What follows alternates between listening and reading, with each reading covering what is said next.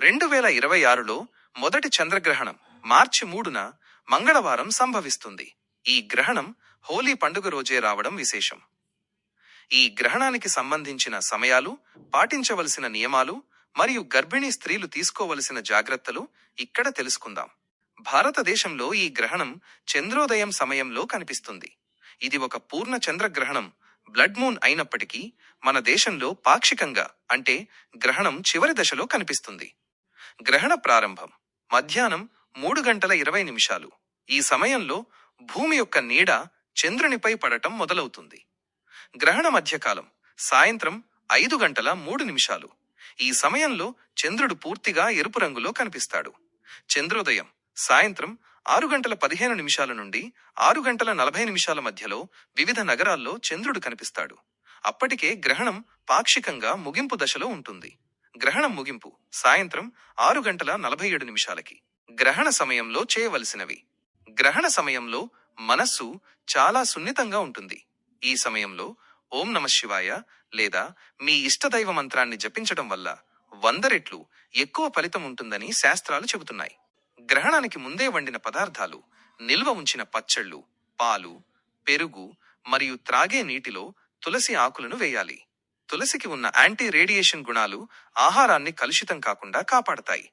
గ్రహణం ముగిసిన తర్వాత బియ్యం, తెల్లటి వస్త్రాలు, పాలు లేదా పంచదార వంటివి పేదలకు దానం చేయడం వల్ల జ్యోతిష్య దోషాలు తొలగిపోతాయి.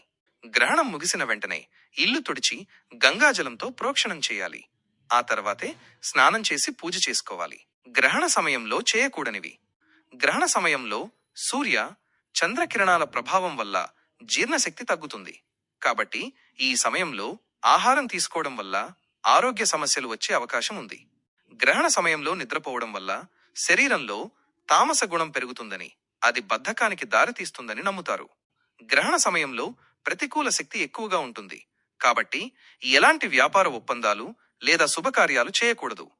ఈ సమయంలో గుడి తలుపులు మూసి ఉంటాయి. ఇంట్లో కూడా విగ్రహాలను తాకకూడదు. కేవలం మానసిక జపం మాత్రమే చేయాలి. గర్భిణీ స్త్రీలు తీసుకోవలసిన జాగ్రత్తలు. గర్భిణీ స్త్రీలు ఈ సమయంలో చాలా జాగ్రత్తగా ఉండాలి. పుట్టబోయే బిడ్డ ఆరోగ్యం కోసం ఈ నియమాలు పాటించడం మంచిది. బయటకు రాకూడదు.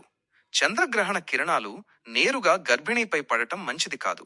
కిటికీలకు మందపాటి తెరలు వేసి గదిలోనే ఉండండి. పదునైన వస్తువులు వాడకూడదు. కత్తి, కత్తెర, సూది వంటి వస్తువులతో ఏమీ కట్ చేయకూడదు, కుట్టకూడదు. దీనివల్ల బిడ్డకు శారీరక లోపాలు కలుగుతాయని పెద్దల నమ్మకం. ప్రశాంతంగా ఉండాలి. కాళ్లు మడవకుండా ప్రశాంతంగా కూర్చుని దైవ నామస్మరణ చేయండి. వీలైతే సంతాన గోపాల మంత్రాన్ని వినండి. స్నానం గ్రహణం పూర్తయిన తర్వాత తప్పనిసరిగా తలస్నానం చేయాలి. ఇది శరీరానికి మరియు మనస్సుకు ఉన్న ప్రతికూలతను తొలగిస్తుంది.